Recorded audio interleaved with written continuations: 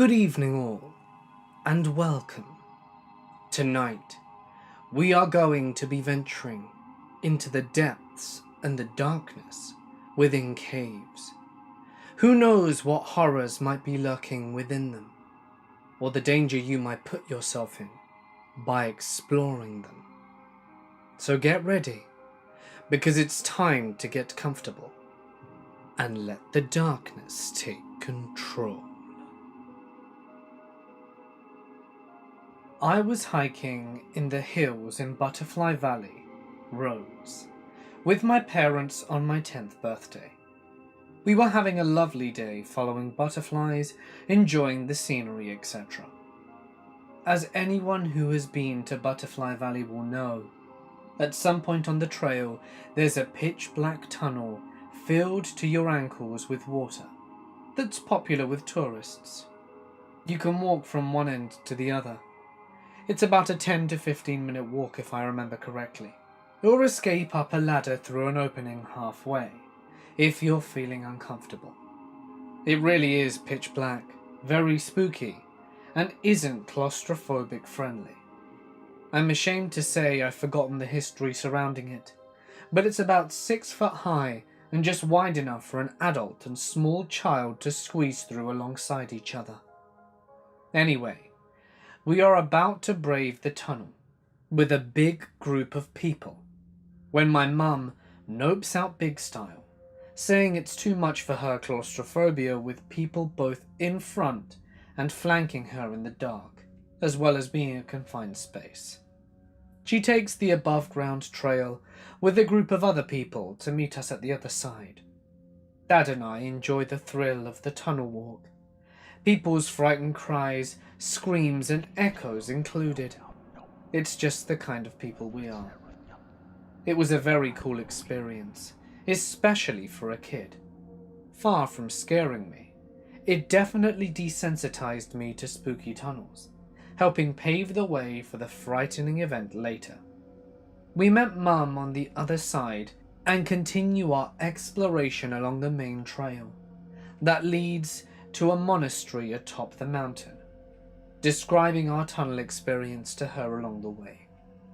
Eventually, I don't remember why, possibly to follow a pretty nice looking butterfly, we veer off the main trail into the denser forest, and after a few minutes, notice a cave-like opening on a slope to our left. It has lots of jagged rocks and thick bushes surrounding it, suggesting it's not supposed to be accessed by tourists.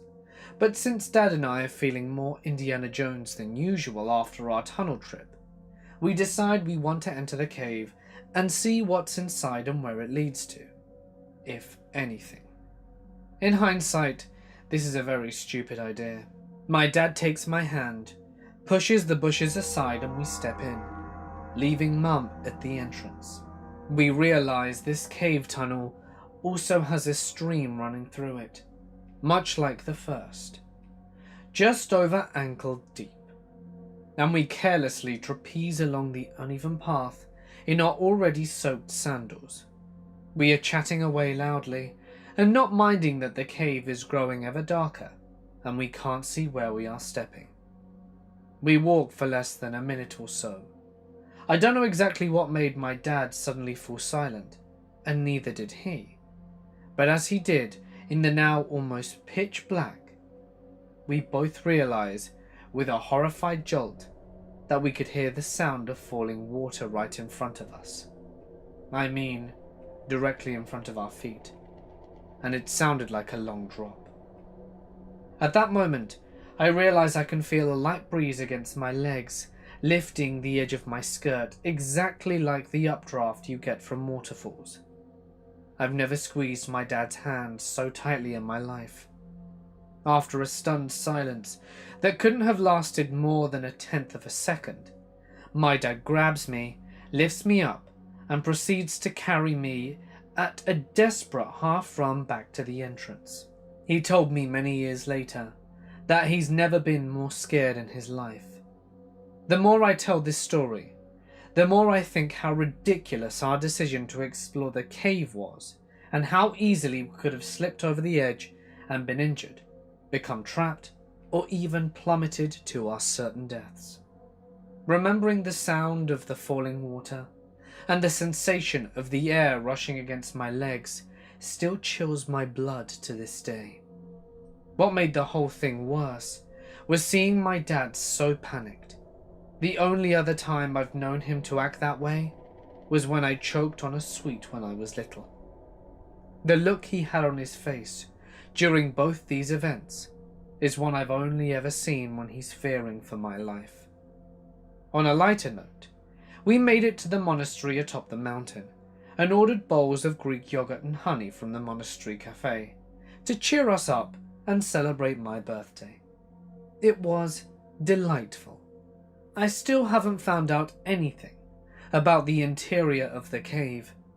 If anyone has any information about caves in Butterfly Valley, I would love to hear it.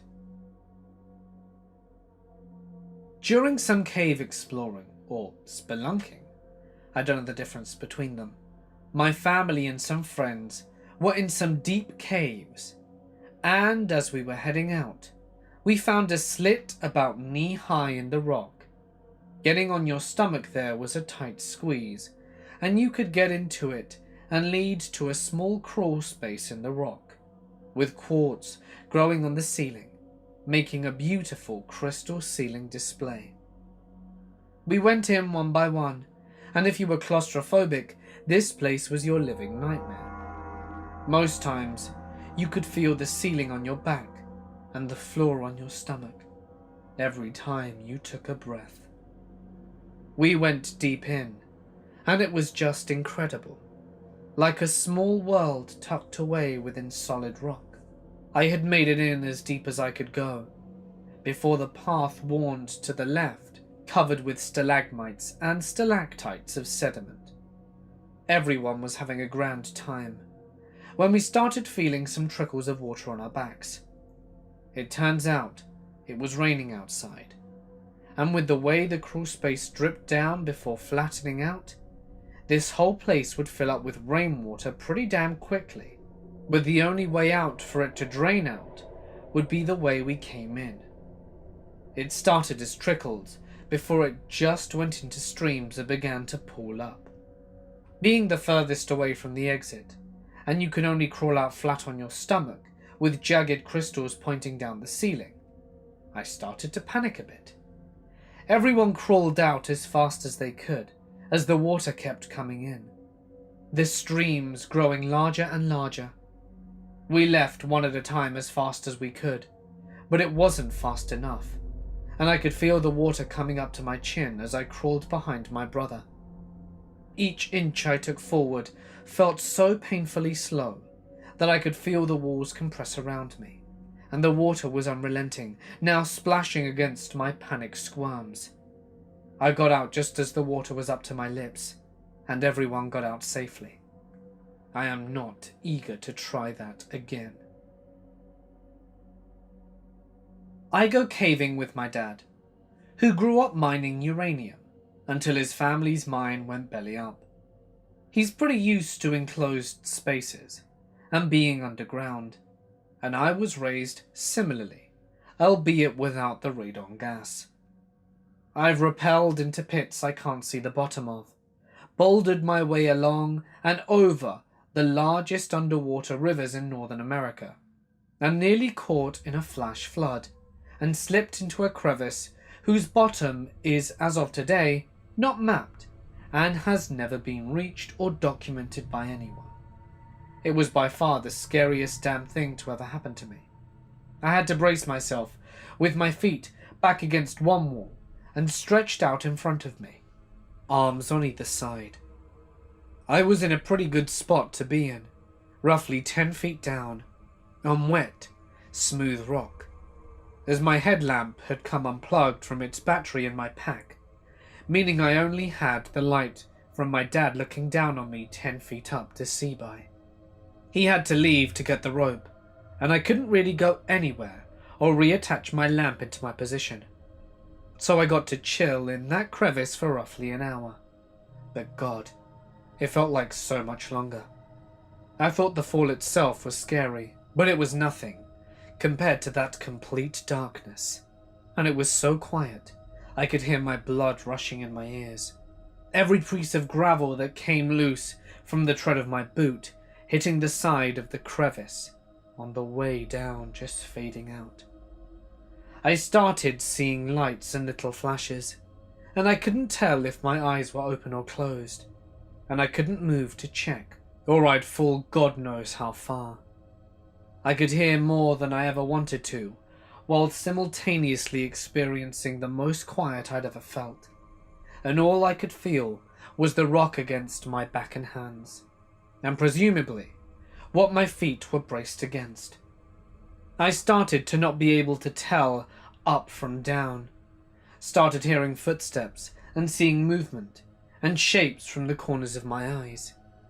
It was utter hell waiting for my dad to come back with rope to help me out. I know what I experienced was just due to a lack of visual and auditory stimuli, but damn, it was the scariest thing I've ever experienced. And we always bring a good amount of rope with us now, even if we think we won't need it in that cave. I had been caving as a hobby for several years. Nothing really creepy ever happens caving, but I have been in some dangerous situations which had left me questioning my sanity, or the sanity of those around me. So I used to cave with a gang of people from a university club. But I had been out of the university a few years and had been doing things on my own. Well, one weekend, me and my friends, let's call her Jane, decided we should go on a little trip to a cave with these guys. You know, to see how the old club was doing. The club that taught us how to cave, and we in turn taught the new guys when we were the oldies. So anyway, it's going okay, and me and Jane go off caving on our own. But that evening we decide to join the group and cave with them in an area near the campsite. Now it was raining a bit, and I was starting to feel uneasy. But to be honest, I never voiced my concerns and just went with it. A large group of about 10 people getting to the cave. The cave is basically a river on the inside, normally, but it has a few levels of corridors that you can explore high above the river. The entrance is super tight though, and requires you to climb down this tight pipe using your feet to feel for footholds. There is no way to see what is below you, and basically if you lose your footing, there is a nasty fall of 3 meters. But keep your head on, and it's fine. Well anyway, we get to the cave, and the guys in the club are doing their thing. Me and Jane are just the old dudes coming along for old times. We get into the cave, and there's one girl who gets stuck in the entrance at the end of the group. Turns out it was her second cave ever, and they brought her into this one, even though she panicked in a much larger cave earlier that day. 2 of the leaders stayed behind to help her calm down and get her into the cave, and the rest of us pot her on, down some of the long corridors and start exploring the cave. That's when I asked the group leader, a girl I had taught how to cave, let's call her Idiot, what time it is. She tells me she does not have a watch, and I ask her, how does she know what time to leave the cave at, to be on time for the call-out? A call-out is arguably the most important thing caving.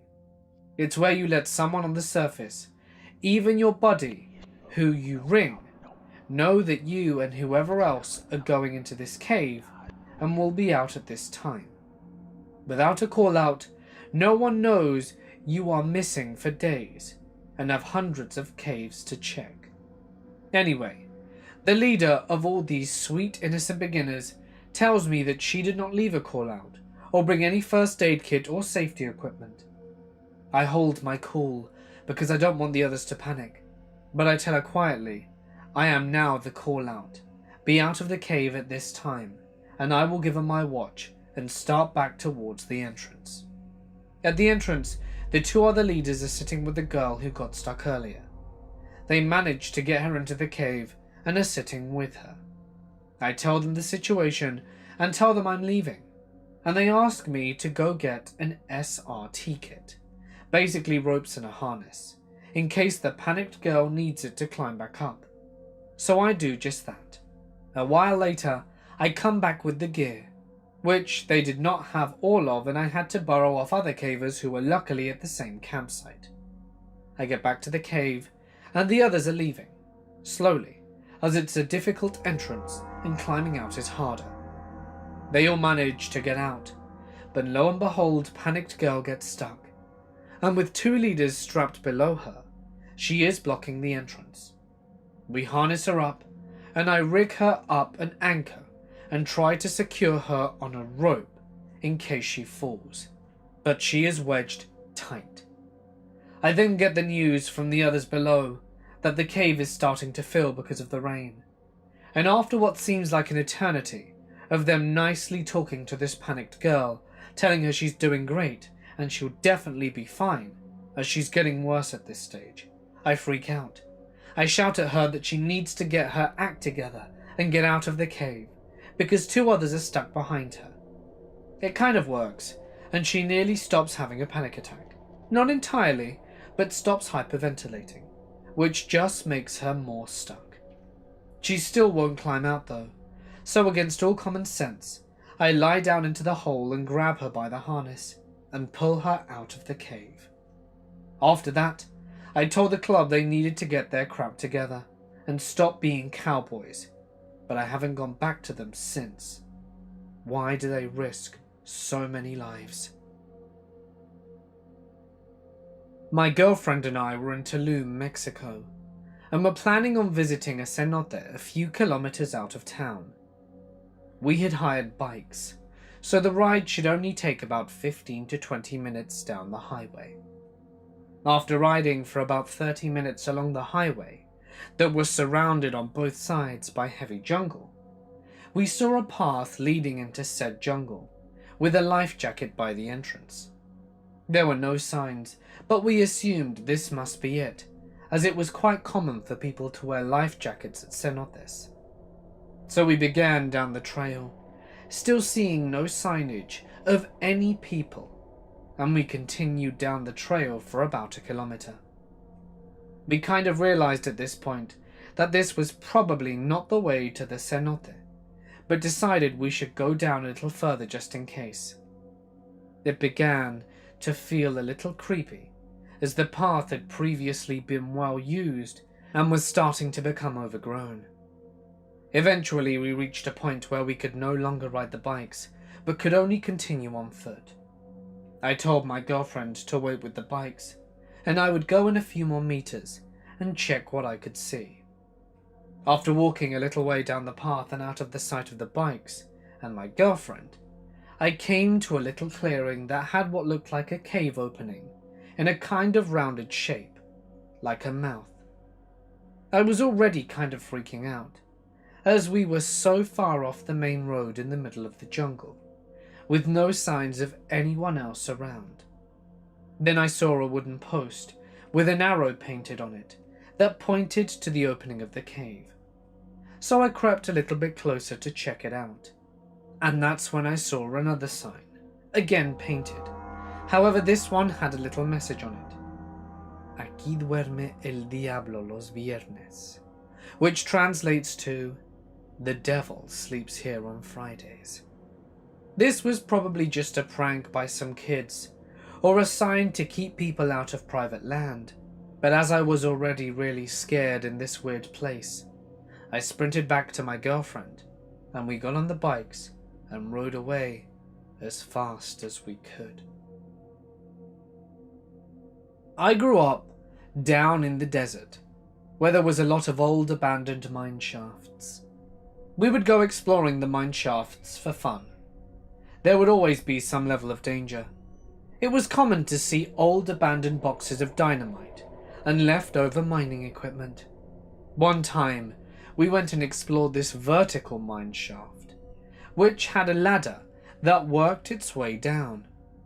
The ladder had a platform about every 20 feet and a hatch that would continue to the next level.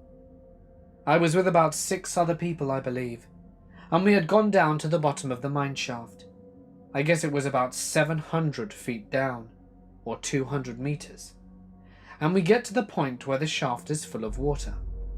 We all decide to go swimming in the water, which was creepy on its own, but as we were climbing up, I was looking up and I could see a little light moving around. I began realizing that someone else was in this mine shaft, and I came to one of the hatches and had just poked my head out when I looked to my right and I see a flash of light moving very rapidly towards me, and then the hatch was slammed shut on me. Someone was standing on the hatch, and I could not open it. I was able to open the hatch after about 5 minutes, and it turned out to be just someone that recognized our cars and was a friend of ours, and they were messing with us. But my God, it was so terrifying in that moment. I've never shared this story with anyone before, not only because it sounds insane, but because it was the scariest thing that had ever happened to me and my friends. Since the event, none of us speak about it. Here is what happened about 20 years ago. I live in the rural south of England. Near where I live is a small patch of wooded area.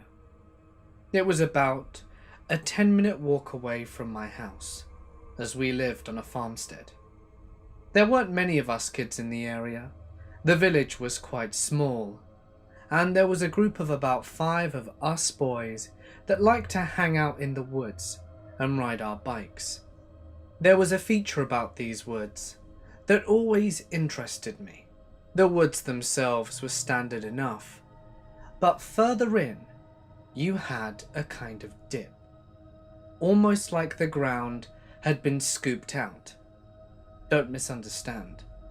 This dip was by no means small. I assume it was a relic from the war, where someone had dropped a bomb and the impact stayed as it was, with no one coming near to repair it, as there would have been no need to. The strange thing about this, though, is that there were grates. Not in the crevice itself, no, it was on the outside. And as you'd come to the top of the crest, you would see some of these grates scattered around. We'd look down. It was quite deep, but not so deep that you couldn't see the bottom. My friends and I always dismissed this. We never really thought much into it as children. We were far too busy putting up swing tires and the like, and for the most part, it was always in the back of our minds. However, as we grew up, we needed a place to hang out. Of course, the woods were okay, but not always enough for our adolescent escapades. My friends had all started smoking weed, and admittedly, so had I. I don't do it anymore, but back then, pretty much everyone in my school year was doing it, and not wanting to be left out, I committed. We needed a place where we could smoke, and give enough time that the smell would wear off our clothes before we got home. We tended to do this in the woods, but sometimes families with dogs would walk by, and seeing as it was a very small village, we didn't want people to recognize us and tell on our mothers. Regardless, that's when we saw the golden opportunity with the grates. We looked down one, and there was definitely something down there. We could see a whole load of litter on the floor, maybe even some dead animals. It wasn't that easy to see down to the bottom. So, we spent the whole afternoon trying to find an entrance. Surely there must be one somewhere, we assumed. But alas, nothing. It wasn't until a few weeks later, when we were truly becoming desperate, did my friends come up with an idea. We needed to explore this place ourselves. So, one sunny Saturday morning, we got our shovels and made our way down to the pit. We started digging in an area that we thought would be close enough in order to get in. Boy, were we wrong. Dig after dig, we seemed to make no progress into discovering what was underneath us. It took us about a week and a half of solid digging and a whole load of sort of cave-ins until we realized we needed to reinforce our structure with wooden planks. This seemed to combat the problem. We managed to make a very small opening on the bottom. It was about 1 meter by 1 meter. And in the end, we made it through. It was a triumphant moment, and we made sure to cover our entrance with leaves and debris so that no one else could enter our secret hiding place. Besides, it was very unlikely. No one ever came down here except for us. I think they knew this was our hangout spot. So, therein we went, and began exploring like crazy, seeing what kind of wonders were hidden in this long forgotten part of town. We weren't really sure what we were expecting to find. Treasure, some kind of old structure, something of interest or value, surely. I mean, why would the grates be there in the first place? It must have been something and then it was blown up. We were sure of it. But looking around, we didn't find much. When we got to what we assumed was the end, it was very, very dark. It was almost like all the light had been swallowed up. We needed to get some light in here. It was senseless trying to continue. So, we went back home, and the next day came back with a bunch of torches, ready to explore the area. We went further and further in, and I have to admit, it went on a lot further than I thought. That's when finally, we came across a cave. This cave was unlike anything I'd ever seen. It had strange markings in chalk that were laid upon the stone and the dirt. Markings of a strange language I did not identify, as well as people, planes and cars. So that concreted in my mind that it wasn't some kind of historical find, but just some ramblings of someone crazy. At least, that's what I thought. Most of my friends were too chicken to go in any further. The cave smelled moist, damp, and was very ominous. I have to admit, I didn't really want to go in myself, but needing to prove my bravado, I was the first one in, torch in hand, looking around. It was a little bit damp and a little bit smelly, and the further in I got, that I noticed it was not just one cave, but a network of tunnels under the ground. I didn't want to get lost, so we needed to find a way to ensure that we could get back safely. I found some chalk on the ground, not like a stick of chalk, more like a lump of rock, and we started to draw a line in the dirt, one that we could follow if we got lost back to the entrance, with little arrows pointing to the way out. That was our smartest move to date. Using the chalk and our torches, we explored a fair portion of the caves. Some led to dead ends. Others were dead ends, but had more of the strange writing on them. And there was one that was particularly interesting. There was a rudimentary bed, an old rusting tin, and some old cans as well.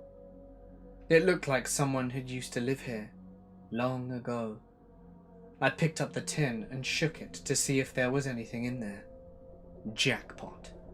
There was weight, and I hastily opened the tin and cut myself, not noticing that it had rather sharp edges. Upon looking inside, I was a bit disappointed to find some rusted coins and a few papers. I pocketed the papers for later, telling myself I would read them in the evening, and carried on with my investigation. It took us about a week of investigating until we discovered that the caves had another exit. There was a forest, much further away than we usually went to. In our bike travels, I think we'd only been there twice, and it came off in a similar kind of area, with grates at the top and then a small exit surrounded by foliage. No one had ever noticed it seems, or if they did, they didn't tend to go in there. And we were content with our find. We were happy that we knew where the true entrance to the caves were, and assumed that maybe what had happened is that the caves were discovered and the grates put in for ventilation, and then when the bomb fell, one of the exits was sealed up, and that was that. But now we had our own secret exit. Being happy with what we knew, we all returned home, and it was on that night that I decided to read the papers further. It was a whole lot of ramblings. Everyone was apparently going to die, and that this place wasn't safe. The person was talking about someone called Jackie an awful lot, and how Jackie would never see him again. I didn't know who wrote this letter. It was in pen, and me not being a historian, I wasn't sure how old this was, but I kept them in my bedside drawer and just left them there. We kept going back to smoke every once in a while. Admittedly, once we'd discovered where most of the cave went to, which for the most part was dead ends, we grew bored of it, teenagers. 4 months had passed since we discovered the cave's alternate exit. We still regularly showed up to share a smoke or two in the evenings, and on an evening much like this, did we all come back for our smokes. We were chatting and generally having a good time, and we were nearly done before it was time for us to head home. That's when everything changed. We heard something off in the distance, a low kind of growl. My friend had told us before that he had informed his brother of the cave as well, in case he and his buddies wanted to use it. And part of us thought that it must have been his brother in an attempt to scare us. So we did nothing and mutually agreed to turn off all the torches so that when he approached we could jump scare him. We were being really clever and waited in the darkness for a noise or someone to speak. Footsteps grew closer, and we waited until we were sure they were upon us. We thought that we'd hear talking at least, or some breathing perhaps. But as the steps grew nearer, there was just silence, the occasional plod hitting the muddy floor, and that was it. We were starting to get creeped out. It must have been someone else. It definitely wasn't his brother. At this point, Barry flicked on his torch, unable to bear the suspense, and shone the light in the direction of where the sound was coming from. At that moment, Barry illuminated what can only be described as a monster. It was a creature of about 9 feet, tall, dark, menacing looking, and with the head of what appeared to be a deformed dog. We were all fixated on this creature, and without a moment to lose did it begin charging at us. Within seconds, we were on our feet, torches on, and running like the wind. We were pretty confident with where we were going, having come to these caves an awful lot by now, and we weren't far from the entrance. But we relied on those little white lines like our lives depended on it. The entrance was so small that going through was terrifying, as we all didn't fit, and everyone was trampling each other to get through quicker than the other. I was at the back. I was fat and slow, and nowhere near as fast as my other counterparts. I shone my flashlight back, hoping, praying that whatever it was wouldn't be there, and that perhaps it was just our collective imaginations. We were all quite high after all. But nay, there was something there, and it was charging at me.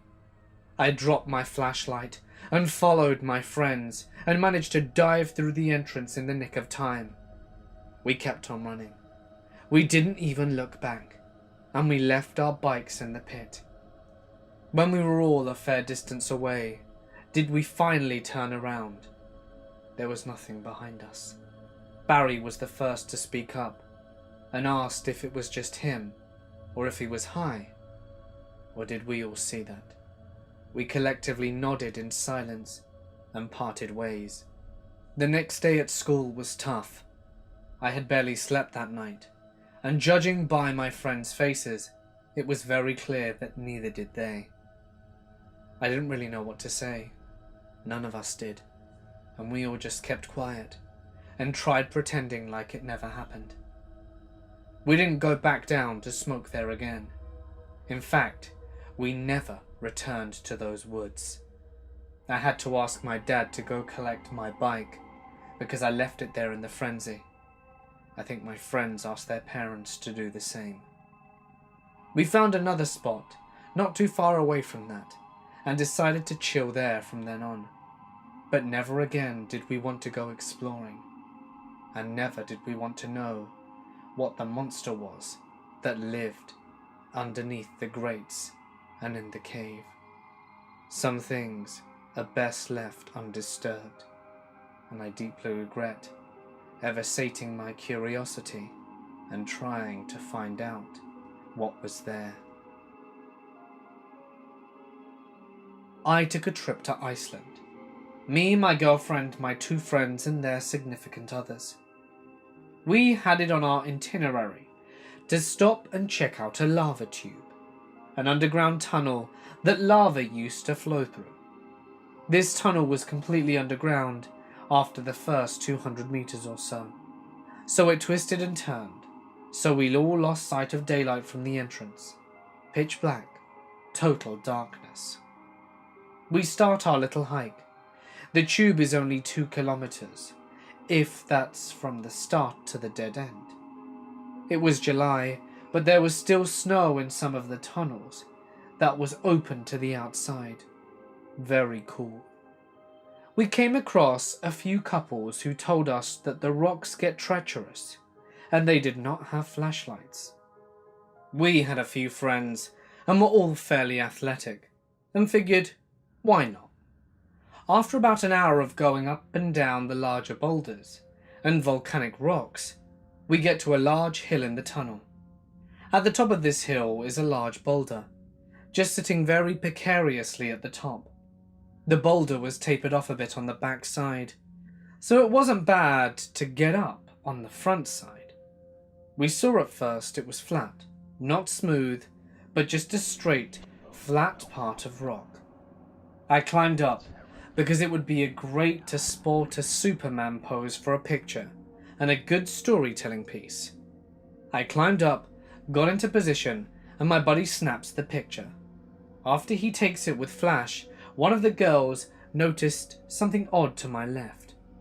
Everyone shines their flashlight in the area, and about 6 feet to my left, suspended 10 to 12 feet above the cave, was a rope, anchored to the ceiling. Came down out of the anchor to a knot about 4 feet away from the ceiling. The knot turned out to be a loop. The loop had been cut at the bottom. It looked a lot like a noose. Yellow nylon rope, suspended 1.75 kilometers into a lava tube, 20-ish feet above the floor of the cave. The strangest part was there was no easy way to get to the roof to anchor it. It was a very well done anchor, and had to have been there a while. It looked like someone was determined to come out and spend their final hours in absolute darkness. We kept going, but noped about it the whole time. A 19-year-old man who spent 60 hours locked alone inside a gated southern Indiana cave says he feels lucky to be alive. Indiana University freshman Lucas Camvar was on a spelunking trip to Sullivan Cave about 10 miles south of Bloomington, where he became separated on Sunday afternoon from 12 other members of the university's caving club. When he eventually reached the cave entrance, Kavar found club members had padlocked its gate, unaware that he remained inside. He couldn't get a cell phone signal and screamed for hours, hoping motorists passing by might hear him. It took me a little while to wrangle my emotions and sort of approach things analytically, and sensibly come up with a plan to survive, Kavar said. The Bloomington man, whose parents are Indiana University linguistics professors, tried picking the padlock with a paper, to no avail.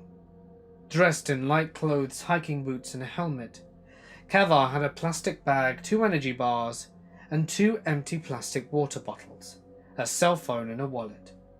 He used the energy bar wrappers to collect moisture and the water bottle to collect rainfall and puddled cave water. He also licked the cave's damp walls to quench his thirst. Hunger drove him to consider foraging for cave crickets, although he didn't eat any of the small insects. After his parents filed a missing persons report with the university police, a high school friend informed the caving club president that he was missing. 2 club leaders immediately returned to the cave late Tuesday. They discovered him uninjured and asleep behind the locked gate. He said he was really glad to be alive and felt like he was given a second chance, who returned to classes on Thursday and had no more plans for cave exploration. A message posted by the Caving Club's president on a website for Indiana University student organizations said that the club's rigorous protocols for accounting for members during the cave excursions had failed. We had a failure in our leadership to closely follow all the safety procedures, the message states. I was with my brother and a friend in Pepper Sauce Cave, Arizona. We were deep inside, and I found a small tunnel that went off to the right of a path that you can crawl through. This tunnel was very narrow, and I had to crawl slowly, and you could almost feel the top press against your back. I told my brother to wait for me for 15 minutes, and if I didn't return to come and get me. So I crawl in about 80 feet, and this tunnel starts to branch off to the right. It's getting narrower and narrower, and I thought I saw an opening at the end. I get closer with my flashlight, and the opening is not as big as I thought it was. So it's time to turn around. I tried, but no room. The walls were almost on both sides of my ribs, and the ceiling was nearly on top of my back. So, 50 feet later, I'm crawling backwards on my chest, which was very difficult because there wasn't any room to turn around. So I get myself turned around at this one point and head back. The tunnel looked different now, and I branched off another path that I didn't see crawling forwards, but crawling back it was visible. I was totally lost and disoriented, on my stomach and very cramped. I was getting pretty nervous, so I started to scream to my brother and my friend, but I didn't hear them. I screamed louder and louder, but still didn't hear them, and I crawled on my stomach a little further and tried again, and I very, very faintly heard their voices, only they were below me. So I yelled to my brother at the top of my lungs to come in and get me. He starts crawling and yelling at me. The whole time, I have no idea where he was, just following the sound of his voice. Suddenly, around the bend, I see a flashlight very far away, and I realized I was way off. I was so happy to see him. I used to cave a lot. I haven't been recently, and need to go again. One of the last times I went, we explored some caves that I'd never been in before, which led to 2 somewhat scary incidents for me. Cave number 1 was my type of cave. Wet, muddy, tight spaces and lots of crawling. The stuff I love.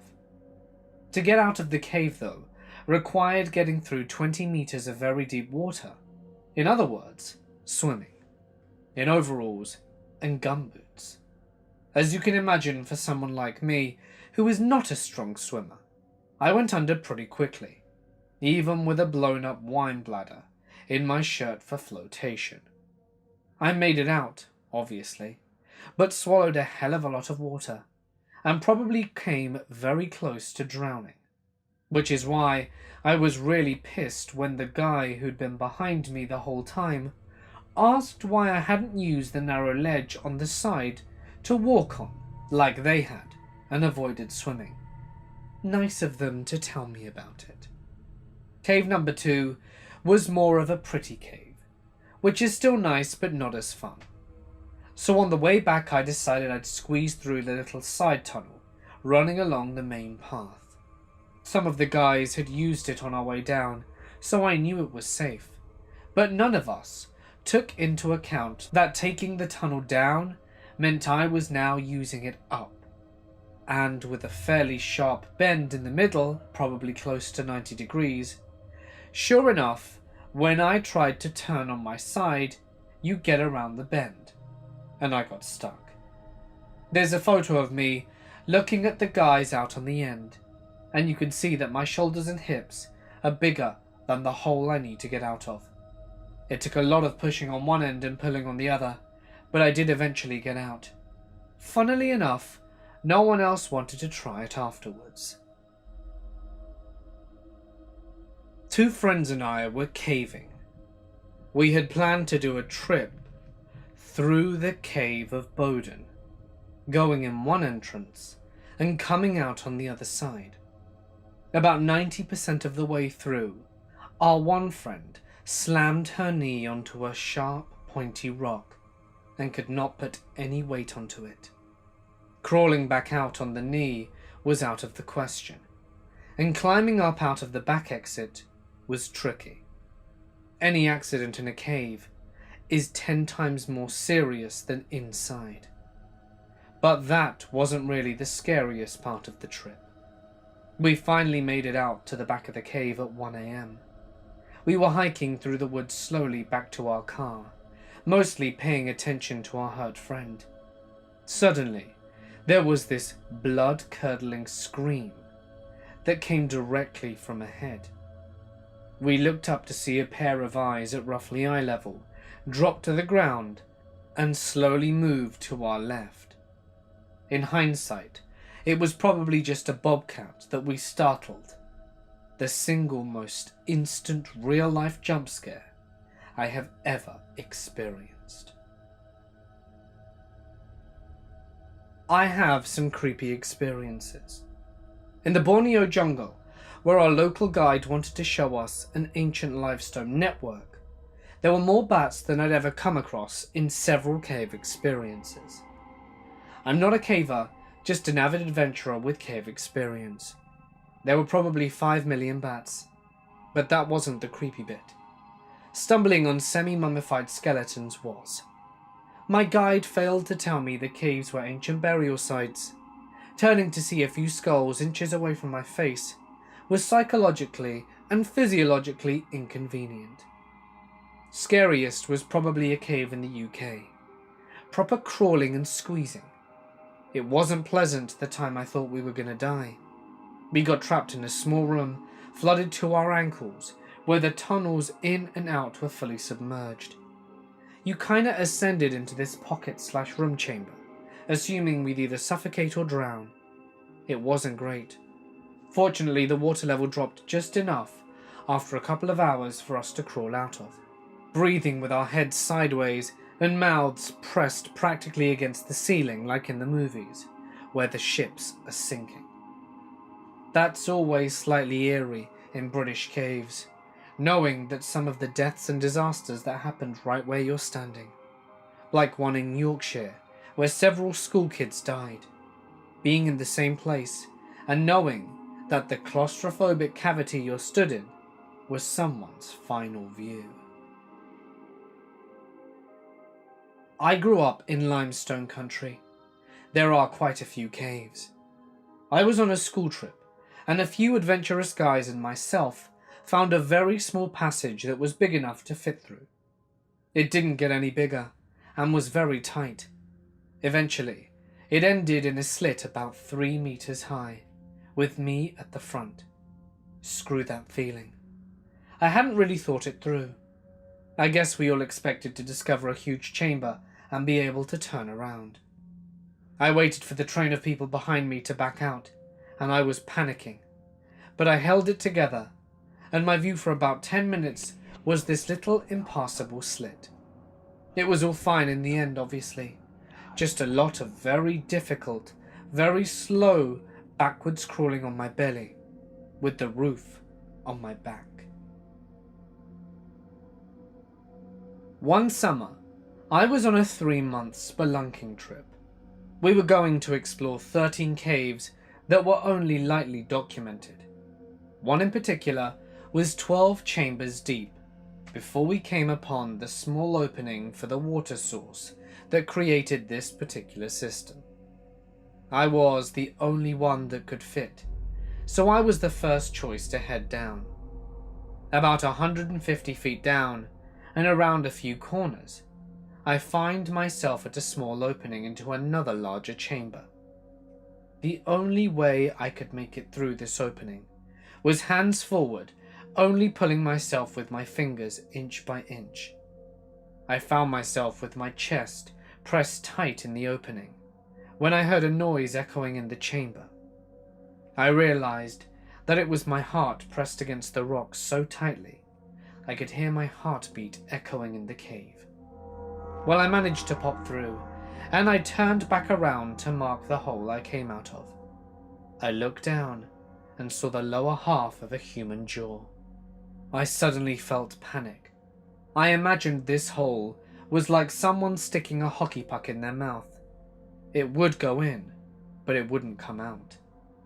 I basically grabbed the jawbone and leapt through the hole, tearing my spine all along the back. This was one of the creepiest things I have found in my lifetime. To everyone wondering whether I kept the jawbone and turned it into a funky CD holder or what, I was young and stupid at the time, and had ended up giving it to my hippie ex-girlfriend. Would have still loved to have had it though. A few years ago, I was on a caving expedition with my friend. There was this really tight squeeze that I was certain I could get through, but I got stuck in the middle. I tried going in even further, only realizing that that was it, and I wasn't coming out. My friend tried pulling me, and as much as it hurt, and as much as he pulled, I wasn't going anywhere. He just wasn't strong enough, and I was stuck good, for all my stubbornness. He had to run and get help, and we were about an hour's drive away from anyone remotely close. Just as he was leaving the cave, by chance, another group of cavers were just coming in. They all came to my rescue, and it took 3 of them to finally pull me out. My God, did that hurt. I was sure that I was going to die in that cave, and it put me off caving for the longest time. I was so grateful that I didn't die that day. I was exploring a large ancient cemetery outside of a small town in Israel, alone. There were Canaanite tombs that were thousands of years old. Many in this region have been left unexcavated, so the area I was in looked like a huge, low hill full of little dimples marking where these tombs were. So I was wandering around these shaft tombs, which were dug deep into the ground, and then branched out with different spots carved out of the rock for family members to be lain. Some of the tombs were open to the air and quite deep. I got a little too close to the edge and fell in. I fell maybe 10 feet and was stuck down there. It was a vertical drop, and the sides were loose with stone and rubble. It was the middle of the day in Israel in the summer. I had no water, and my cell service was kaput, since I was below ground. I remember just standing there, looking up out of this hole in the ground, with the blazing sun above me, and realizing how silent it was. It was an awful feeling, stuck in an ancient grave. like I was experiencing the same silence that had existed there forever, and I was now a part of it, or some sort of deep thought like that. Anyway, I tried to scramble out, but the sides were too eroded and kept crumbling when I attempted to hoist myself out of there. I was really scared I might bring down the whole wall of this tomb and become the most recent burial in a few thousand years.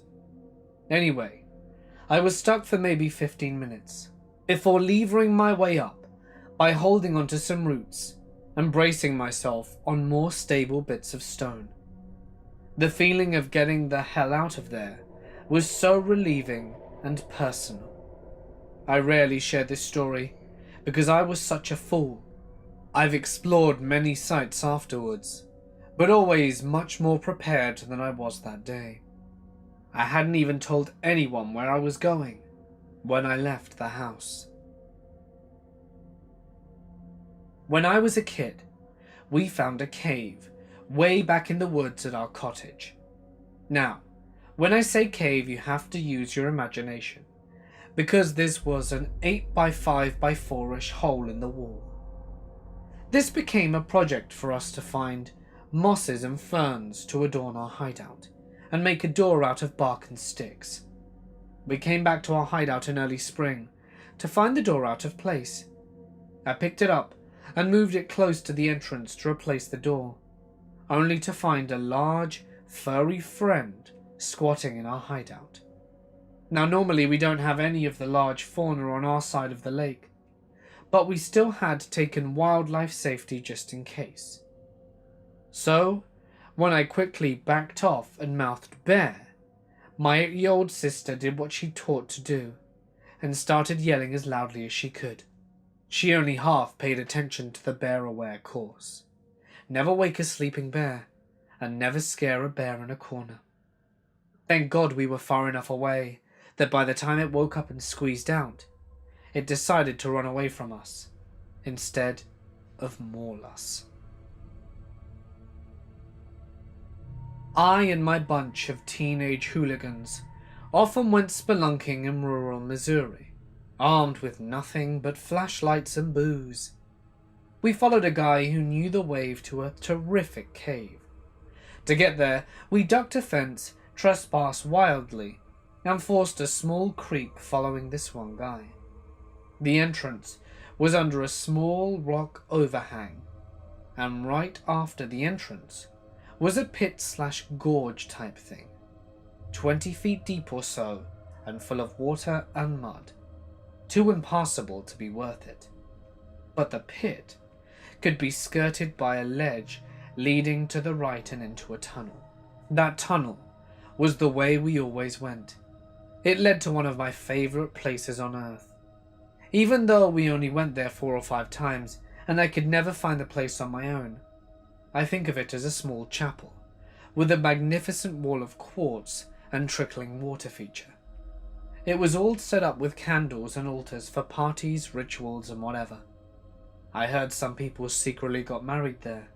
Excellent. And we carried on as you do. Then someone gets the idea, instead of taking the first tunnel, to climb through the impassable pit by the entrance and check out the crevice on the other side. We agreed that head to toe covered in mud was an acceptable thing to be today, and made the climb. Another small tunnel, and we were in filthy business. Bear den. Bear den. Not 10 feet from the far side of the pit, and therefore another 40 to 50 feet from our beloved party spot. We saw tracks made of the same mud now coating our foolish forms, and a bed of leaf matter. No present bear, but we still got the hell out of there immediately, and did not go back again. I was driving in the middle of nowhere in central New Mexico, on a dirt road that leads to an abandoned mine.